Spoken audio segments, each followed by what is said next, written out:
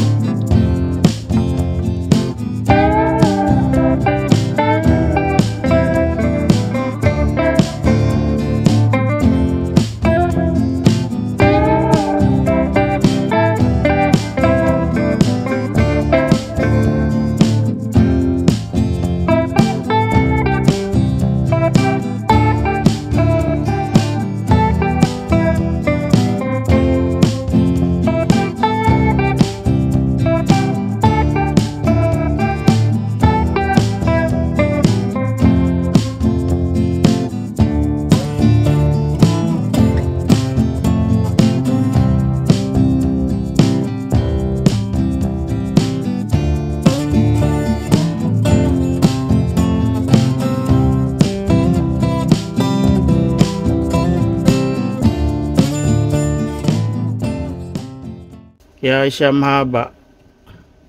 Kuha ng kanyang linya niya. Ayan. Sa bawat series.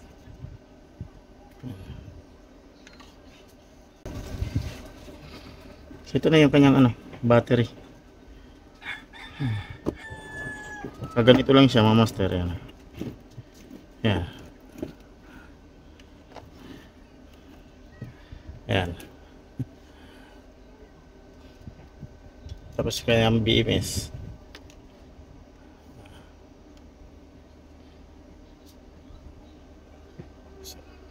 Okay, sa susunod na upload mga master, bubuhin naman natin yan. Papalitan natin yung battery. So mag-usap muna kami ng may-ari kung anong desisyon niya dito, kung papalitan ba lahat or pipilian lang, dadagdagan ng papalitan yung yung mga busted lang na battery, or kung papalitan lahat ng bago. So hanggang dito na lang yung video muna natin mga master. Sa sunod na upload, abangan nyo mga master pagka bubuhin na natin to. Maraming salamat, hanggang sa muli mga ka-DIY.